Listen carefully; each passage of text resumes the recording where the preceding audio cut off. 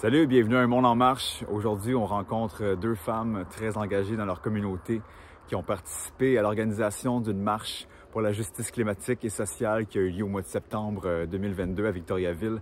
Une marche en fait qui est en lien avec les Fridays for Future, ces marches du vendredi pour le climat qui ont été initiées par Greta Thunberg il y a quelques années, jeune fille de la Suède, et qui a été en fait repris dans tous les pays du monde afin de pouvoir que les communautés marchent ensemble pour l'avenir de la planète.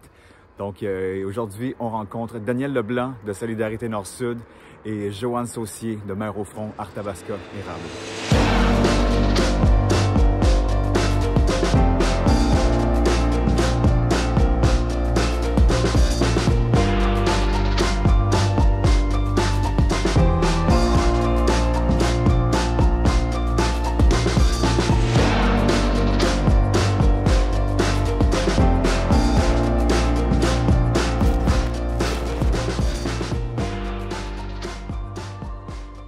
Bonjour Danielle, comment vas-tu? Bonjour. Je vais très bien, et toi? Ça va pas près. Je vais voir avec toi un peu, tenter le pouls de l'actualité internationale, savoir comment vont nos chers humains à travers le monde, à travers ton regard, Oh là là. toujours à l'affût de qu'est-ce qui se passe afin de pouvoir œuvrer pour le bien-être de l'humanité. OK, alors ça c'est un immense programme.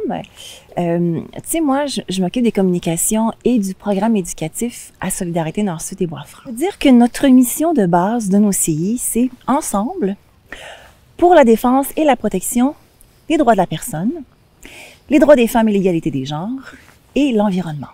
Ça fait des gros mandats, ça. Moi, je travaille toujours avec ces trois concepts-là en tête, peu importe ce que je fais. Vu que je fais des communications et le programme éducatif, ça veut dire que j'organise et j'anime soit des ateliers dans les écoles, primaires, secondaires, cégep, du territoire centriquois. La mobilisation. Mais je fais aussi des événements publics où oui, et de la mobilisation parce qu'on veut que les humains et les humaines se mettent en action. On veut que les gens soient non seulement conscients, mais qui prennent des actions, qui fassent quelque chose. Pour changer le monde, on ne peut pas juste rester chez nous. Il faut soit prendre la rue, comme on l'a fait, tu sais, le 23 septembre, Vendredi pour le futur. C'est un truc que Greta Thunberg a inventé chez elle, devant son parlement, dans son pays. Mais ça a fait boule de neige partout sur la planète. Donc, Vendredi pour le futur, oui, à Victo, mais oui, partout au Québec et au Canada et partout dans le monde en même temps. C'est quelque chose d'extrêmement symbolique. Puis de plus en plus, quand tu parlais des différents enjeux sur lesquels vous œuvrez, oui, cette intersectorialité, ou cette, ils sont regroupés, que ce soit les causes par rapport à l'égalité, par rapport à l'environnement, par rapport aux classes sociales. Il y a comme un amalgame que maintenant on milite puis on lutte en ayant toujours en tête les différents fronts. Oui, oui. Puis moi, je dis toujours, puis je suis pas la seule à le dire, mais dans les OCI, on le dit beaucoup, dorénavant, on devrait passer à la loupe toutes les décisions financières en ayant en tête les changements climatiques et tout le côté social. Tout ce qui se passe avec les humains et les humaines sur la Terre, ici et ailleurs.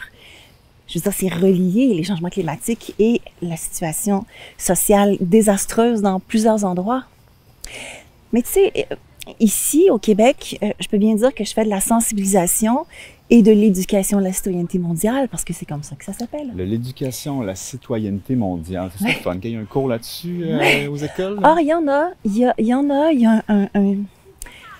un projet comme celui-là dans une classe au secondaire où on touche à ces sujets-là, à ces concepts-là. Et moi, j'interviens dans les écoles secondaires, entre autres, dans ces cours-là. Pas seulement, mais parfois, justement pour peut-être mettre à jour, peut-être ramener des choses qui se passent. Tu vois, je te donne un exemple. Dans cette sensibilisation-là, qui plus tard peut mener à de la mobilisation aussi, on parle des Premières Nations. Alors, arriver dans une classe au secondaire et demander aux gens, par exemple, là je te parle de mon côté social. Est-ce que vous connaissez les nations du Québec? Il y en a combien? Est-ce que vous pouvez me les nommer? Oui. Bon. Non. Est-ce que vous savez? Est-ce que vous connaissez? connaissez? Nommer sûrement tous les joueurs des Canadiens. Ah là, ça, je ne le sais pas. Mais je ne leur ai pas demandé. Mais ce que je veux dire, c'est que si je leur demande, Savez-vous sur quel territoire nous sommes présentement? On a les pieds sur quel territoire en ce moment? Ils ne savent pas non plus. Il y a une personne de temps en temps qui va me dire, là, je parle jeune ou adulte, ou peu importe. Là. Mais on pourrait poser cette question-là, puis faire un vox pop dans la rue. Ouais. Je suis pas certaine. C'est pas acquis encore. Hein? On en parle de plus en plus. C'est un langage qu'on voit souvent quand les gens s'annoncent. Oui. Merci à telle nation de nous recevoir en territoire non cédé. Voilà. C'est de plus en plus... Alors ici, c'est le Ndakina, c'est le territoire des Abénakis, Wabanaki, et c'est tout le centre du Québec et toute l'Estrie jusqu'aux États-Unis. Donc c'est extrêmement grand. Ouais. Et puis c'est pas le plus grand, là. Je veux dire, il y a la communauté Innu qui est au Québec. Ils sont très, très nombreux. En fait, on peut le virer de bord. Il y a une bande dessinée que tout le monde devrait lire à ce sujet-là. Astérix et les Indiens?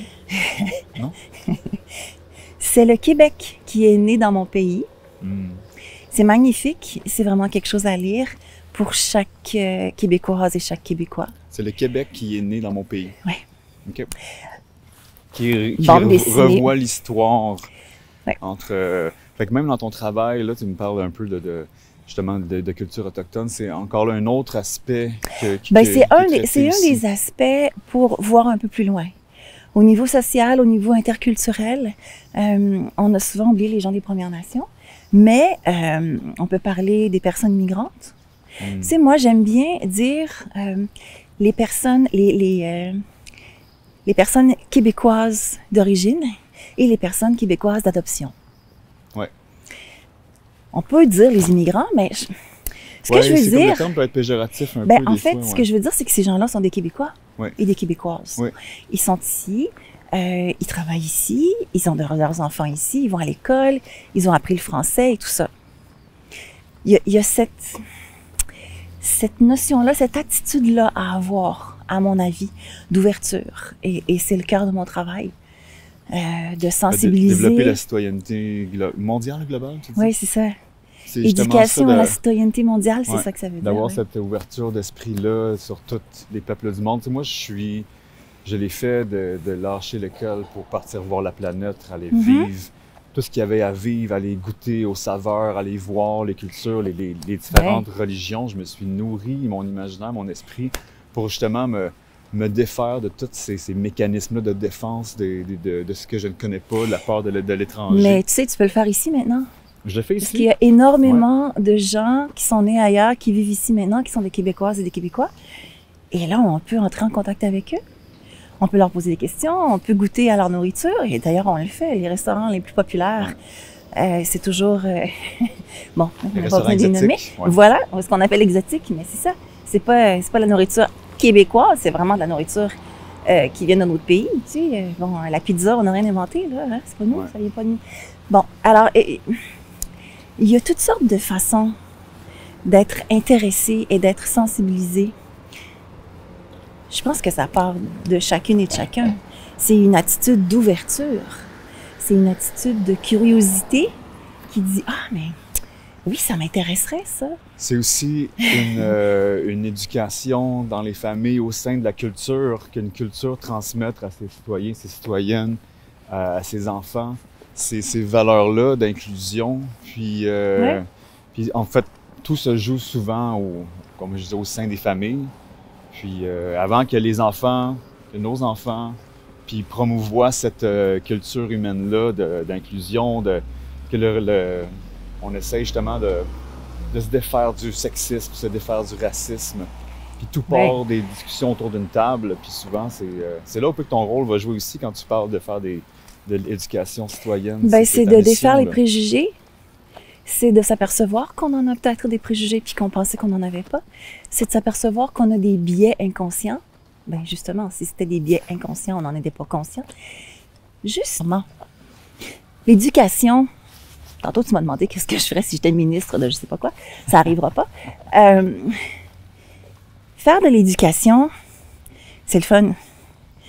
Mais de faire en sorte que les femmes et les filles partout sur la planète ont accès à l'école, ça, c'est plus que le fun. Ça, c'est une priorité mondiale. Ouais. C'est prouvé que c'est ce qui sortirait de la pauvreté et tout et tout. Mais il y a combien de filles qui vont pas à l'école? Hein? Parce que leur mère les garde à la maison, parce que sur le chemin de l'école en Inde ou en Afrique, ben elles se font agresser, elles se font violer. Donc, elles n'ont pas accès à l'école. Donc, elles n'ont pas accès à une vie meilleure, avec un peu plus d'argent, avec un peu plus de... Tu sais, se sortir la tête de l'eau. Tout ça roule encore de... Je reste à la maison, j'ai des enfants, je reste à la maison, mes enfants restent à la maison. Tu sais, on s'en sort pas.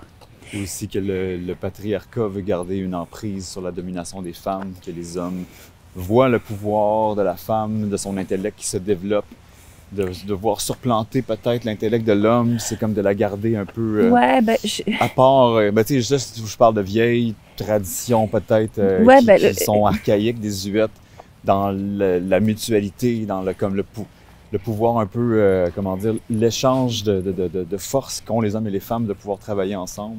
Que là, il y a comme un débalancement. Mais il existe ce débalancement-là dans plusieurs endroits. Puis tu sais, ici au Québec, être sur un conseil d'administration, 1 ou 2 femmes sur 8 hommes, de se faire couper la parole par un homme et de dire « Excuse-moi, j'avais pas fini de dire ce que j'avais à dire. » Ouais. Il faut tout le temps... Je t'ai pas coupé la parole trop, j'espère. Non, ça va. Il y a toujours une petite coche de... Oups! Ouais. Et il faut s'en rendre compte. Comme femme, on n'a pas toujours été si consciente que ça, qu'on se faisait tasser. C'est bête à dire, mais dorénavant, on a acquis cette attitude, pas de méfiance, mais de vigilance. Et les femmes, partout sur la planète, ici aussi, on a besoin de cette vigilance-là. Hein? Regardez ce qui se passe aux États-Unis, dans plusieurs États. Les femmes n'ont plus accès à l'avortement. Qu'est-ce que c'est que ça? Comment ça s'est passé, cette histoire-là? On n'a pas vu venir. OK, donc, vigilance, toujours. Le côté social. En passant, au Québec, notamment, le filet social installé par les organismes communautaires, c'est ce qui tient la province en état de fonctionner. Je crois. Et quoi qu'en disent tous les gouvernements et tous les candidats et tout ça, c'est une force exceptionnelle, c'est vrai. Le milieu communautaire. Puis, donc, il faut le regarder, ça. Hein? Il faut le... Il faut l'honorer, puis le financer aussi, le respecter. Investir dans oui, puis de regarder, parce que l'expertise de ces hommes et de ces femmes-là qui travaillent là-dedans, oui, il y a beaucoup de femmes, je te l'accorde. Ouais. L'expertise de ces gens-là, elle est primordiale. Est-ce qu'on leur demande leur avis? Non, alors je m'en allais dire une blague politique un peu... je vais m'abstenir. C'est vrai qu'on donne beaucoup la parole peut-être à des personnes qui sont un peu plus déjà nanties professionnellement et financièrement, au lieu d'aller questionner... d'avoir le pouls de ce qui se passe sur le terrain avec les gens ordinaires, monsieur, madame, tout le monde. Hein? De savoir que ce filet social-là, installé par beaucoup d'organismes, ben, non seulement il est primordial, mais enlève-le pendant 1 mois, tu vas voir ce qui va se passer. Ouais, hein? Mets la hache là-dedans, là. Ouais. Oups! On Attends un peu, là. Oui, on a la chance ça va pas le faire. d'avoir un filet social, un tissu social, comme tu dis, qui, dans les dernières années, ils ont perdu un peu beaucoup de financement. De ce que j'ai entendu, j'ai pas connu toutes les coupures qu'il y a eu. Mais je parle pas juste de financement. Je parle de reconnaître le travail et l'expertise des gens qui sont dans ce domaine-là. C'est le fun de voir des belles histoires, puis des réussites, puis des sportifs qui gagnent des millions de dollars pour 10 ans, puis ça fait des belles nouvelles à la télévision puis à la radio. Mais le monde ordinaire, hein? Le monde ordinaire qui, avant, les Canadiens, ils disaient « go, abs, go ». Abs, ça veut dire les habitants. Hein? Y a-t-il du monde ordinaire qui peuvent aller voir les Canadiens maintenant? Les abs, c'est les habitants, c'est nous, ça aussi, les abs. Tu sais, il y a une espèce de glissement vers toute une certaine partie de la population qui a plus de sous, qui peut profiter de toutes sortes de choses, comparativement à une grande partie de la population qui a de moins en moins accès à tout ça parce que ça coûte beaucoup de sous, puis ben, on fait des choix déchirants. Fait que oui. Fait que là, Danielle, pour résumer, à travers ton travail, tu t'occupes autant des affaires autochtones, de l'environnement, de l'égalité entre les familles, Oui. les hommes, les femmes. Tous ces sujets-là, c'est tout le côté social, tout le côté vivre ensemble, tout le côté accueil. Puis évidemment, le morceau justice climatique, ben les changements climatiques sont là, ils sont pas prêts de s'en aller. Au contraire, avec les décisions qu'on prend actuellement. Ouais. Oui, oui, moi j'ai du travail pendant encore beaucoup d'années. Bon, ben en tout cas, je suis content de t'avoir à la barre parce que je trouve que tu as comme le cœur engagé à bonne place. Puis ça me sécurise qu'il y a des femmes solides comme toi pour œuvrer de façon aussi. Il y a beaucoup d'humaines et d'humains qui travaillent dans ce sens-là. Et on a besoin de se rejoindre, de collaborer, de travailler ensemble. Ben, c'est tout simple, hein? C'est de l'accueil, c'est d'être bien, juste être bien, juste être confortable, d'avoir une belle vie, d'être en santé, d'être heureux. Ouais. Tout le monde veut ça. D'être solidaire. Surtout solidaire. Social et voilà, donc politique, c'est un gros ça. Autrement dit, les décroissancistes, parce que c'est comme ça qu'on les appelle, ou encore les objecteurs de croissance. Alors pour parler de décroissance, justement, elle est professeure de philosophie. Vous la connaissez, je suis certaine, Sylvie Lemelin.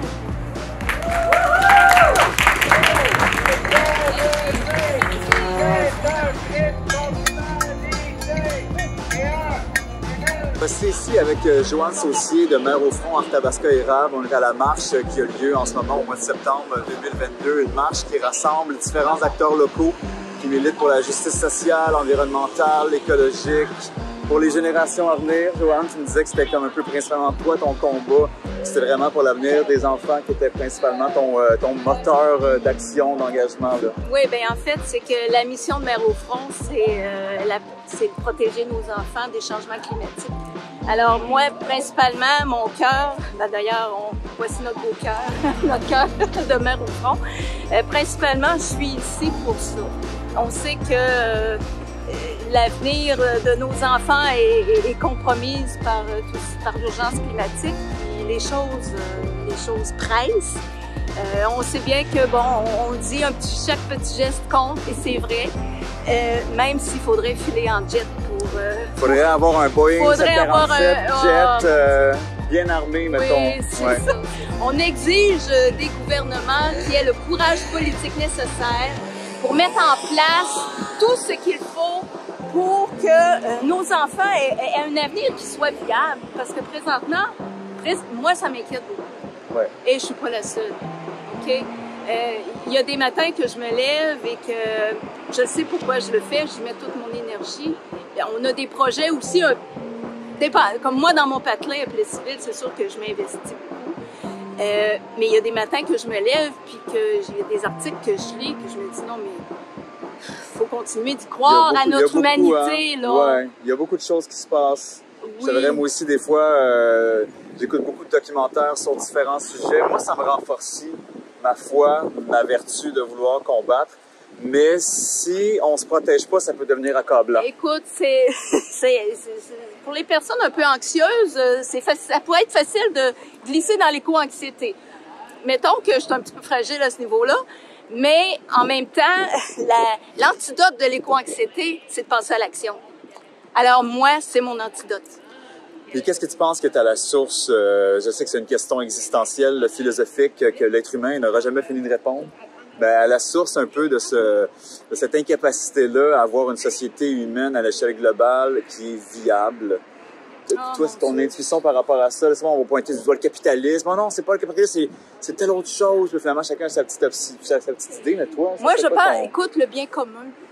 Le bien commun, ce que je sens, écoutez, je pense pas que je suis complètement à côté de la traque. Ce que je sens, c'est que la majorité des gens disent « Oui, l'environnement, il faut faire quelque chose pour ça, puis je suis pro-environnement, mais pas dans ma cour, dérange-moi pas. » Ouais. C'est comme... changer les habitudes de vie au quotidien. Changer les habitudes de vie au quotidien, faire certains... Écoute, ça demande un certain effort aussi, puis une vigilance aussi, de se regarder aller, puis de modifier nos attitudes. Ouais.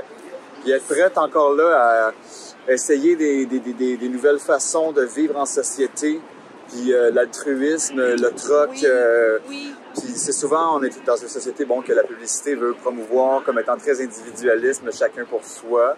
Oui, ça, et puis et que la souvent. société crée des besoins qu'on n'a pas. C'est comme... C'est correct d'avoir une hargne lumineuse, d'avoir un courroux qui est ressenti, et d'assumer ça, ce courroux, parce que les décisions politiques pourront pas se transmuter puis se transformer si on met pas notre poing sur la table. Je pense que c'est les femmes avec les mères qui ont des expériences, qui ont du vécu, qui ont cette force émotive-là de justement se faire, comment dire, je ne veux pas se faire croire, mais moi, en tout cas, un groupe de femmes qui est solide, qui a des convictions, ça m'émeut, ça me chambranle, ça marche. Et tu sais que c'est Anaïs Barbeau-Lavalette et puis Laure Varnel qui sont les premières instigatrices. Oui, aussi. oui. Et ils ont démarré ça il y a 2 ans. Il me semble que c'était en mars 2020. Et la pandémie a commencé tout après ça. Tout est fermé. Et en 2 ans, mon cher, 30 groupes de mères au front ont popé partout au Québec. Ah, wow! Fait que tu vois, c'est comme... Puis c'est Anaïs qui disait...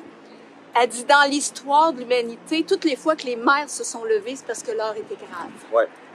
Parce que on a porté la vie. Je veux pas dire que vous ne portez pas la vie, mais vous l'avez donnée aussi, vous avez contribué à la vie, mais c'est comme, il y a quelque chose de viscéral.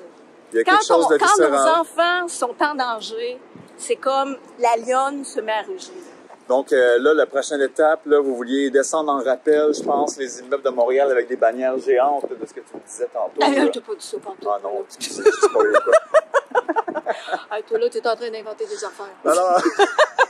Non, mais il me semble que c'est toi que je verrais faire ça, par exemple. Ben, j'aimerais ça. J'ai fait les entraînements, là, Greenpeace, là, de désobéissance civile et tout ça, mais moi, je les regarde aller depuis plusieurs années, les activistes à travers le monde, je fais même des conférences là-dessus pour essayer de montrer aux gens l'amalgame et l'éventail de possibilités puis de créativité que les activistes ont mis de l'avant pour faire entendre leur cause, en désespoir de cause, justement. Puis, my God, le guts, le courage. Le courage, Greenpeace, je veux dire, sur l'océan avec... Pas avoir peur de faire de la prison au nom de ses convictions, pas avoir peur de mettre sa vie en danger au nom de la protection de l'environnement, de la planète, des droits humains. Pour moi, c'est souvent il y a des grands héros là-dedans et héroïnes qui passent dans l'ombre alors qu'ils sont là pour nous sauver le cul, dans un sens. Ils sont là les premiers au front. Parce que là, c'est l'humanité, hein, je veux dire, qui est en péril. C'est pas la planète. La planète, elle va nous survivre. Ouais. Mais c'est l'humanité, là. Puis là, quand je parle de même, des fois, je me dis, mon Dieu, c'est dommage dramatique, qu'est-ce que tu dis là? Mais je veux dire, c'est pas moi qui invente ça, là. Pour avoir ce cœur de protéger tout ce qui est vivant, il faut entrer en contact avec le vivant. Et le fait, je trouve, moi, de prendre soin des plantes, de cultiver, moi, écoute, ça m'émeut parfois. Quand je mange ma carotte, puis je me dis, hey, c'est une petite graine, là, que j'avais dans ma main, que j'ai plantée dans la terre. Ouais. C'est si petit. Puis la terre est tellement généreuse. Quand je prends mon bain, je suis dans l'eau, mais je peux pas faire autrement. Oui, dire merci, ma foi du bon Dieu, c'est... Ouais, moi, j'ai dû quitter l'école, partir à voyager pour me mettre dans des situations de misère, à vivre dans la rue à travers la planète, pour expérimenter c'est quoi les degrés de confort, puis comment qu'on a acquis en tant que tel ces choses-là, puis qu'après ça, quand les gens sur la route qui m'ont donné un logis, la nourriture, comment de dire merci à tout ce qu'on a, parce que tabarnouche, quand tu te rends compte qu'on t'enlève un peu ces choses-là acquises, c'est pas gagné d'avance, tu sais. Non. C'est un privilège qu'on a. Un privilège. C'est un privilège qu'on a. Puis je pense que c'est important. Il faut s'arrêter pour en prendre conscience. Puis prendre soin de ce privilège qu'on a d'avoir de l'eau au Québec. Mais on a des beaux lacs. Ouais. Puis on a un gouvernement. Je veux pas. Sinon, ça, on peut-tu couper ça ou... Non, je sais pas. On peut-tu dire n'importe quoi? Tout ce qu'on veut, hein. Non, mais c'est parce que tu peux pas jeter n'importe quoi dans des lacs parce que la compagnie le demande, puis tu dis oui à ça, là. C'est comme, faut prendre soin de nos cours d'eau, là. Ouais. Quand j'étais au Mexique, non, c'est au Guatemala, j'étais allé dans un rassemblement Rainbow, là. C'est tous les voyageurs de la planète qui se rassemblent dans des lieux secrets. C'est des prières pour la paix, pour l'humanité, puis on était sur une plage au Guatemala. C'est vraiment là que j'ai vu les impacts, justement. Nous, ici, on ne les voit pas vraiment, mais sur cette plage-là, il y avait 2-3 mètres de piles de déchets que les vagues avaient amenés sur des kilomètres de long. Puis on était là à se tenir les mains en cercle, à botter des déchets pour faire sa place. Ça m'a vraiment heurté. Je suis comme, OK, là, c'est live, là. Là, un peu plus tard dans ce voyage-là, j'ai croisé une énorme tortue de mer morte. Là, je l'ai pris dans mes bras, elle était gigantesque, je la soutenais, puis là, j'ai senti ben, tu sais, souvent, la tortue est associée à la planète Terre, dans les légendes autochtones, puis je voyais vraiment un peu comment dire, cet appel-là ou cette vision-là de la planète qui est comme, hey, tu sais, je suis en train de souffrir, je suis pas bien, aidez-moi, tu sais. Puis c'est des choses significatives comme ça que quand on peut voir les signes, quand on est sensible, on le sait qu'il y a comme il y a un langage que la Terre nous envoie. Il faut être réceptif à ça aussi, tu sais. C'est ça. C'est quand on pense, les Autochtones pensaient aux 7 prochaines générations. Puis nous, on est très dans l'ici et maintenant. Puis il y a encore là, c'est une question d'éducation. D'éduquer, j'en parlais, c'est quelque chose qu'on parle souvent, l'éducation au sein des familles, puis qu'est-ce qu'on transmet à nos enfants. Puis encore là, comme vous dites, de vouloir que Mères au front veulent comme... C'est pour ça pour les enfants, je trouve ça bien, c'est noble. C'est vraiment le meilleur canal de... Je pense que notre message il est différent à ce niveau-là, de tous les autres groupes environnementalistes. Ouais. C'est là que notre message est différent. Vous tenez les familles ensemble, c'est serré un peu, il y a ça aussi. C'est le retour du matriarcat ici, le retour un peu de la... Ben, tu sais, notre groupe est inclusif, hein? Ah, ben, je peux nous joindre ici? Ben oui! Ah, ben prochain rendez-vous, oui. va être là. Ben oui, puis là, il va falloir que je te donne un petit cœur vert. OK, j'en prends un. C'est bon. Ça, c'est bien ça, le côté inclusif. Je trouve ça super. Oui, ben oui, je me sens une mère au front, moi aussi. Ben, on a tout un petit côté féminin, masculin en nous. Hein? Je pense que c'est d'unifier ça ensemble. Tout à fait. Hein? Famille au front, ce serait bon, là. FF en plus, famille au front. Mais les mères, il y a quelque chose plus affirmé. Il y a quelque chose de plus affirmé. Oui, c'est ça. Quand la mère a dit c'est ça, c'est ça. Des fois, on dit quand le père dit c'est ça, mais là, dans Mère au front, on dit quand les mères disent ça, c'est ça. Ben, c'est vrai que ma mère, c'était toute une femme, là. Chiffre de jour, chiffre de soir, chiffre de nuit. Elle était bien organisée, tu sais. Après ça, une famille, 3 ados, 3 gars, là, avec les transports pour les pratiques de soccer, les ci, les ça, là. Je te dis qu'il y a les noms dedans, les mères, là. Oui. On emménage. Ouais. Bon, ben nous voilà, le retour à la marche, la marche pour la justice environnementale et sociale. Et pour nos petits-enfants.